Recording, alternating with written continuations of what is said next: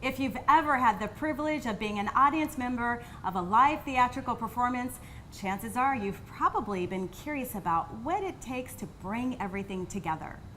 In this segment of Frame, we're satisfying your curiosity by taking you behind the scenes with the City Circle Acting Company as they show us what happens on stage and backstage as they prep for an upcoming performance. Joining me now is Chris Okiishi, who's the director, and Amber Jannusch, the assistant director. Welcome to Frame, Chris and Amber. Yay! This is so exciting. Thank you for having us. Oh, you're so welcome. Okay, tell us about City Circle. So City Circle Acting Company of Coralville is the Coralville Community Theater. And it's been the Coralville Community Theater for 15 years. It started at the end of the 1990s. And we basically wandered around and did shows at a bunch of different places until this building was built. Oh, and we're so thrilled. grateful. It's Oh so my gosh. beautiful. You have to come see this if you haven't been here in Coralville at the Performing Arts Center. It's like extreme home makeover for us. We're thrilled. Come to my house next. And Amber, how long have you been involved with the company? Well, I moved to Iowa City in 2006 for grad school, and I got involved in the new play festival at City Circle, and then I did a musical with them. I did a couple other shows, and this year I got involved on the board. And this is also the first time I've been able to do production side and doing directing. So you're all in now. Yeah, I get to explore all the areas. You're just all a part of it. Yep. Now, how long have you been a member, either as an actor or board member, and now you're director? I came on board in the second season of City Circle, so way back in 1990. Yeah, that's a while. I just graduated from medical school, and I was looking for more things to do and become involved in the community. So I thought this would be a good opportunity. So I came to help plan one of the seasons, the second season, and then I auditioned for a show, and then just kind of from there. Oh, yeah. how fun. I know. See, maybe you could be my doctor. I don't know. We have to talk I'm about a psychiatrist. That later. Yeah. Well, I still might need to come see you. I don't know. We but couldn't talk anyway, about it, so we it's can't okay. talk about that here. But what we can talk about is what you two are directing and assistant directing, which is Our Town. Yes, okay. absolutely. Tell us about this production. So please. this show was written 75 years ago this spring, so it's having its 75th anniversary, and yet it's amazing. You'd think it was written yesterday. It's talking about a life of a small town and people that live there. One couple in particular, as they fall in love and decide to get married, and then life happens to them. It's a wonderful, wonderful story. The fun thing for us to work on it is to finding all the humor that's in it and all of the depth that is there for, again, a play that I think a lot of people think they know.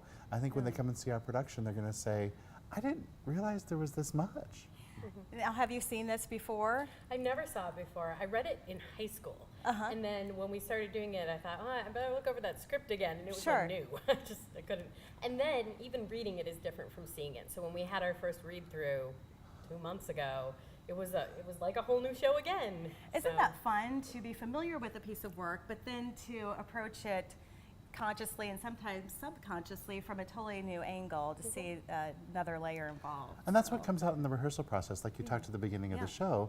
You know, you can think there's only one way to play a certain part, or there's only one way to stage a certain scene, and then you get the right actors in the room, and it's magical. Something different happens. Something transforms. So tell us about selecting the right actors. What's that process like? And how do you know you found the one for a certain role? Oh, we had a long discussion. Yeah. And in fact, we let a couple people down because we promised we'd have the casting done in 24 hours, but it took us actually more like 3 full days, and we kept emailing people saying we're not quite done, because we wanted to make sure, first of all, we had over 55 people audition for this show. And we wanted to be true to the people that had taken the time to come and make sure that we really gave them full consideration. Absolutely. And so you narrowed the 55 down to, what, 30, 31 cast members? We narrowed it down to 25, and then there were 6 additional people that auditioned late just to be in the chorus. So, the ensemble. What else can you tell us about live theater? When you're an actor, I feel like you're much more responsible for what you do, and you don't get to see it as a whole. And I feel like on the directing side and the production side, it's a little more delayed gratification, because when you're acting, you start coming every single day about 2 weeks before, and then you start doing full runs. Before that, you come for a scene or an act that you're in, and you rehearse your stuff. and then you go home and other people will rehearse their stuff. When you're directing, it was 5 days a week for 3 hours, and we got to see everybody wander through. And so after 2 or 3 weeks, I thought, let's open. That's what I was thinking as an actor, And then it was another 6 weeks. It's really exciting to finally see it all put together. Yeah. And because we did it in little pieces here and there, and then put it all together, and it turned out so seamless. And last That's night so we added cool. lights for the first time. Yeah. Which Lights, is, camera, action. and sound. Yeah. And so you see the people in their costumes on the theater, but then to see it on stage, one step beyond that, oh my gosh, it's very pleasing. That's the moment when people make an emotional connection with what's happening on the stage. You're doing great work. Right. What are some of the challenges you face as directors when you're putting everything together, talking about actors and their individual roles and helping them see the totality of their work?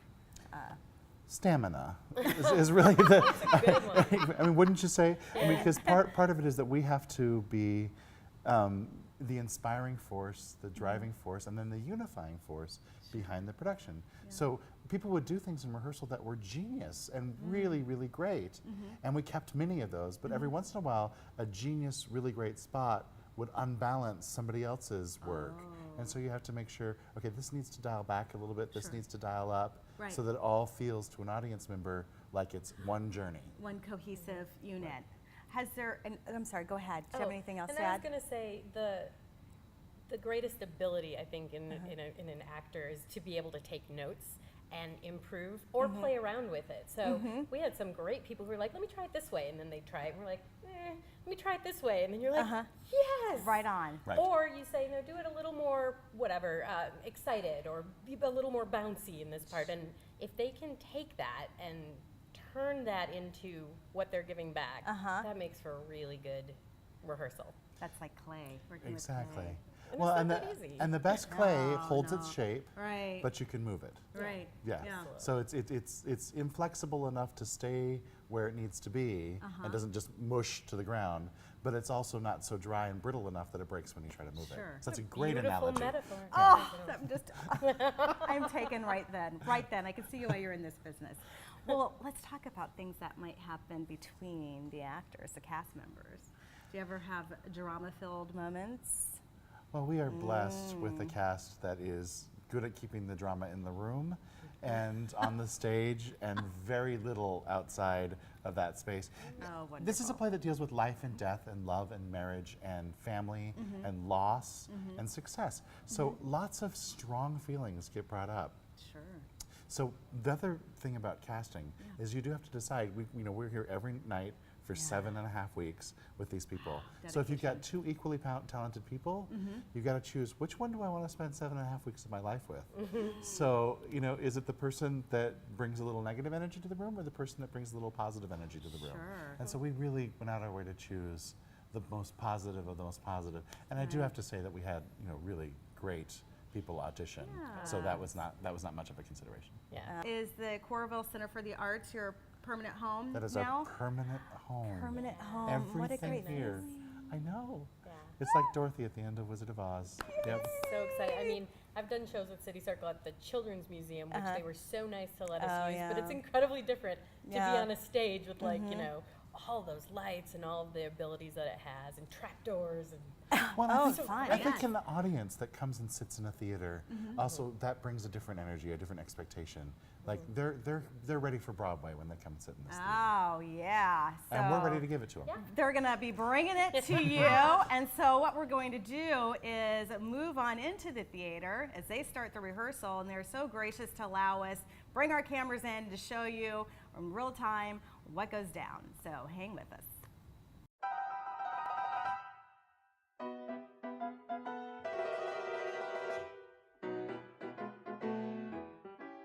Okay, I found a great seat. I'm in the middle of the theater. I can see center stage. It's like having seats on the 50-yard line at a football game.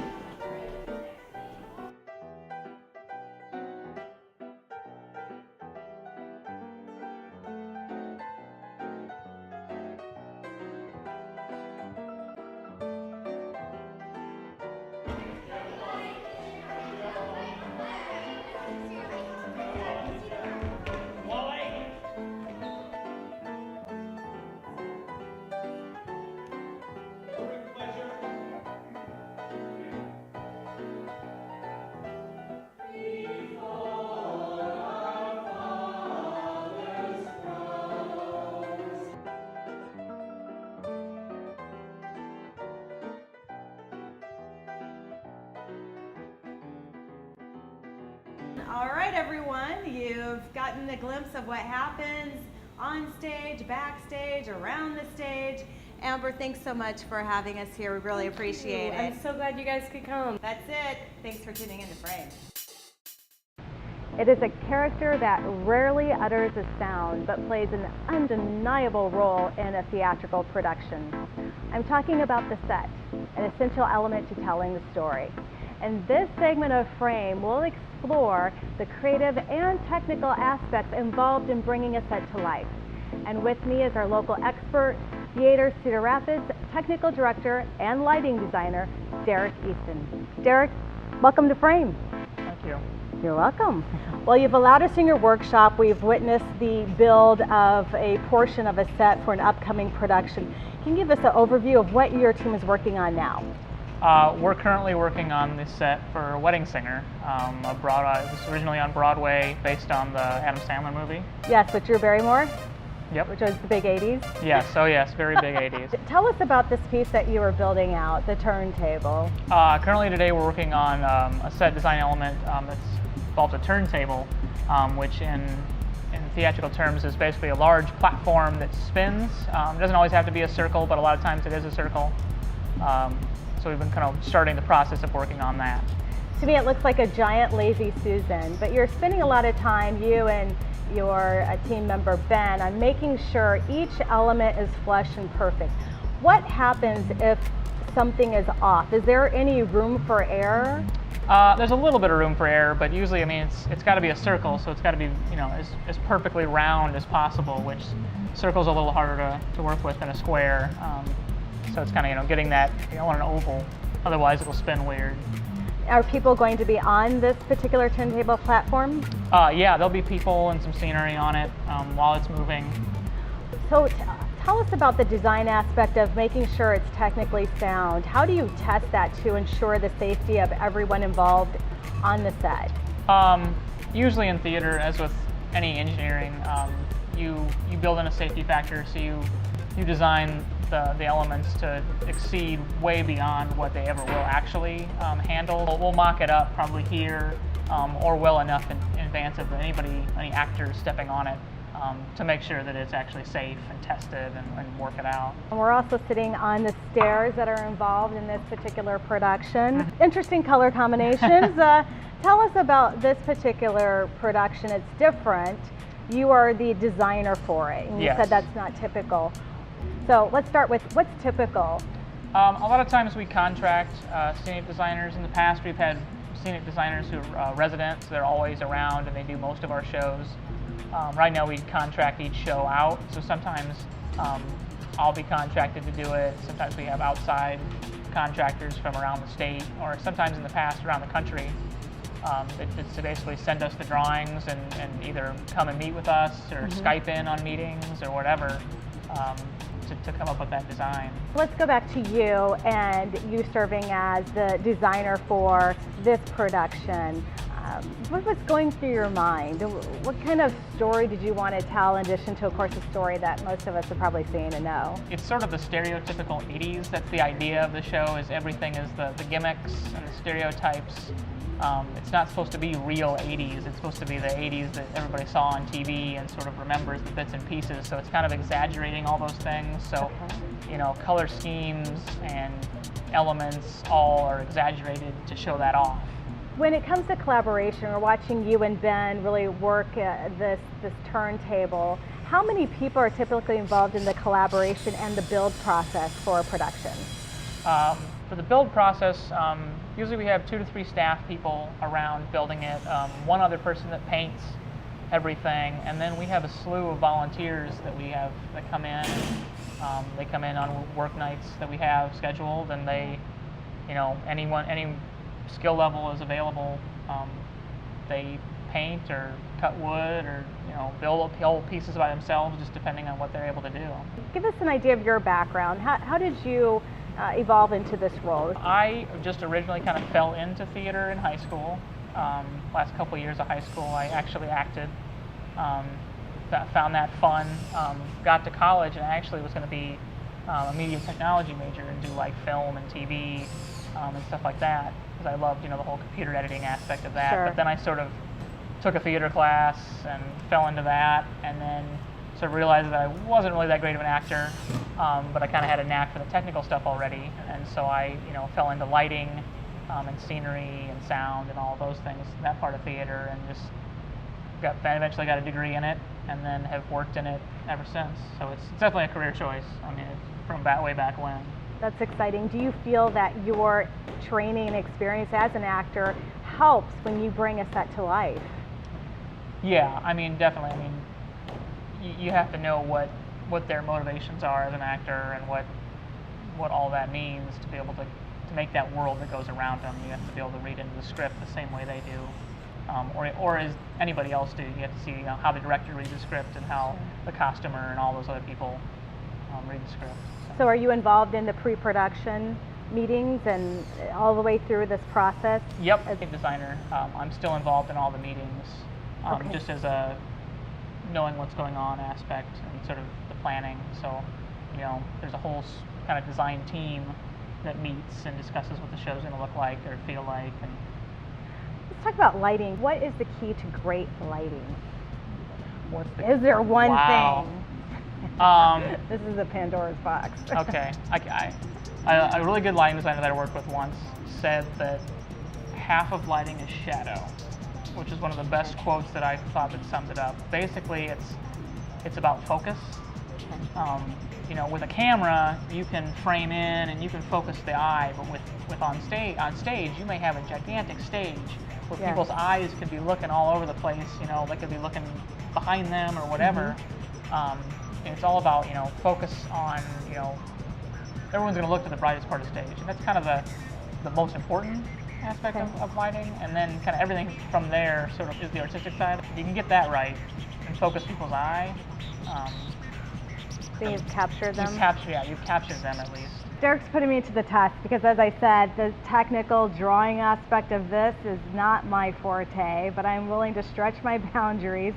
So I'm actually holding the technical drawings for the turntable, and Derek is holding my comfort zone, which is the creative, the pretty. Look at that zebra. It's like very big 80s part of this process.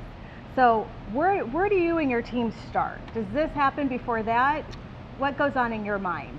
This definitely happens before that. Okay. It's sort of you talk with all the other designers and the director about color choices and the look of the show, and then you do a whole lot of research, which was fun for this show because you got to watch a lot of 80s movies and look through a lot of very bad hair, all that good stuff. And then you sort of create design renderings from that, and then from there you go to you figure out how to build it, basically the practical, how are we going to make this happen. Anything else we should know about building a beautiful set and creating that sometimes unspoken character? I think so. Well, thank you, Derek. Yep. I appreciate it. We've all heard about dressing for success in the workplace, but when it comes to dressing for success on stage for a theatrical production, some different rules apply. In this segment of Frame, we are learning about the role of costume design to create a successful theatrical production. Joining me is our expert, the William R. and Winifred Shuttleworth Professor of Theater Arts, Susan Wolverton from Coe College. Susan, thank you for joining me on Frame. Thanks, Yvette. I appreciate your being here. Thank you. You've provided us a variety of materials to review today as we learn about concept to completion when it comes to costume design, which we're really grateful for, and some really fun fashions. Why don't we delve into step one? And what we learn in theater, whether we're studying acting or design or directing, is the script comes first. So the script in some ways gives us some really nice parameters, and that's a place to start. So it defines everything that everyone involved in the process does, so it's cohesive. Correct. I've done that, so next we'll make a ton of assumptions. All right. You've read the script, and I also, in costume design, we also analyze the script from the point of view of the character. So a little bit like an actor would delve into their own character and go a little deeper. What does this character want? How are they going to get it? And do they go through any change from beginning to end? Is it a primary character or a secondary character? So what is the purpose of that role? So if you're designing, though, the whole picture, if you're telling that whole story, essentially visually, is what the designer does, then you're going to have to analyze and pick out for the audience, and from your point of view, in conjunction with the director's point of view, how do we tell that story? How do we get into the heads of those those characters and make them come alive from the page to the stage? There's a lot of homework that has to happen first. Okay, and it's good, it's fun. It's fun homework. It's fun homework. Well, if I had to read fashion books and magazines all day, it's fun, but I know it's far more involved in that. Right. So describe some of the homework that people have. So after we analyze the script, now the real fun comes. We get to kind of get inspired by the research. And that research, if I'm doing a period play, that might be very specific. The play is set in 1874, Great Britain, music hall, okay? That defines my parameters. Or it might be, it's a very open-ended piece. It's a piece that maybe it's set in present time, maybe it's set in the future, maybe it's out of your own imagination. And you let those ideas incubate. And all the time you're doing sketches, you're kind of taking notes. You're letting everything kind of absorb in, and then you're going to start responding with drawings. Maybe you go to the fabric store and you just start saying, you know, I've done my research, I see the colors, and now I'm seeing, here's my raw material. As a costume designer is the fabric. And I'm getting excited by this, and this kind of says to me, music hall, 1870s, you know, what we've talked about in the production meeting. Let me bring it back and see what they think about this. How many people are usually involved? The director will be there. Stage manager, very important role, because stage manager keeps everyone communicating, keeps everybody on the same page, kind of driving the bus, right? Yep. Stage manager, director, other designers, lighting designer is there, set designer is there. Sure. If we can get our prop designer there, that's great. We might even have a couple assistant stage managers, depending on their schedule. So there are at least 6 or 7 people in the room. We're really all working together to create and to cohesively, as you mentioned, for the audience, kind of create that world. And that's the fun part, creating the world that we're going to share with the audience. It's great. Getting back to research, you have some books here. Are these books something to check out from the library, part of your class curriculum for materials? How do students approach that, and how do you help them open the door so they have as much research as possible? Well, of course, the internet's become a wonderful place. So many of them now will go, you know, I've been teaching for, 25 plus years, so we didn't always have that source. Now it's difficult for me to get them away from the internet because it's not the only place. True. And I still like to go, to some really fabulous books that are put out by museums that have collections of costume. And so I try to encourage them. We have a pretty good collection in our own library. I have an enormous collection in my office. So it's a variety of places. And then if it's modern dress, well, then they might be going out to the stores, or they're looking at fashion magazines, or they're, pulling from their own experience. So it really depends on the project. I try to make them aware of the variety of sources that are out there for them. Maybe it's an artist. Maybe the director has said, I'm very inspired by this particular artist, and I want you to go look at this artist. And it's not that I want to mimic what's there on the page. I want you to, I love the colors, and I love the mood of that, and I want you to figure out how do we get that somehow on stage. Extract the essence and apply it to the production. So some's very specific, like silhouette, fabric of the period, if that's what you're going for. And other times it's, again, more inspirational in terms of the research that goes on. Here again is more specific. And I talk to them about the importance of primary research materials. Find the garment, if you can, from the period. These are all period garments on mannequins, so we can see what they look like, the fabrics of the time. Then you take from that and make it your own, so there's liberty that you can take, but at least you start from the source. When it comes to retaining the authenticity of something from a period piece, for instance, do you have a library of fabrics and patterns that you can pull from? I do have patterns, and then we do have a lot of fabrics that we've saved. I mean, if over the years we've got lots of collections of fabrics kind of tucked away that we can pull out, and we also then go down to our own dungeon where we've got pieces we've done before, and we might scavenge. We might, I've done this, borrowed for myself many times. Let's say we've gone to our production meeting, we've got our sketches approved, director likes the look, and we've all decided on a color palette. So I've gone ahead and made the commitment to purchase the fabrics. Now we've got to start working with the kind of nuts and bolts. Okay, so actors, we need to get you in and get your measurements. And then it's a matter of you really start to organize yourself. We've talked about everything but the finishing touches every woman goes through, the hair and the makeup routine. You do that for the characters, and you brought some beautiful wigs for us to try on. Yes. So do you want to explain this process? Certainly.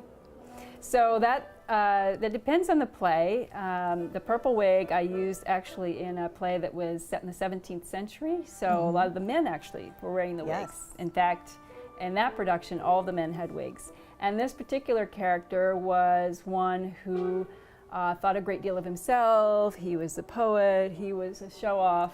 And so we set him off with the lavender wig. And it just helped the actor, but it really helped the character portrayal as well. So did you want to try it on? Sure, why not? You know, go ahead. So and then how does this? So if you will put your fingers at the front. Right here? It's like, yep, it's like a bathing cap. Oh, God. Oh, Yvette. I'm sure this is going to be one of my best looks. There you go. I guarantee you. Woo! We gotta and see the lilac, is that color chosen for the royalty aspect of the color purple? Since he was such a royal I put him in character. white. It just was something to make him really kind of, he's made fun of by everyone else, but he doesn't realize this. He thinks he's very fashionable, wonderful. Fashion forward. Oh yes, we've all, I think, met someone like that in our world. Right. They make life fun and colorful, right? Right. So what do y'all think?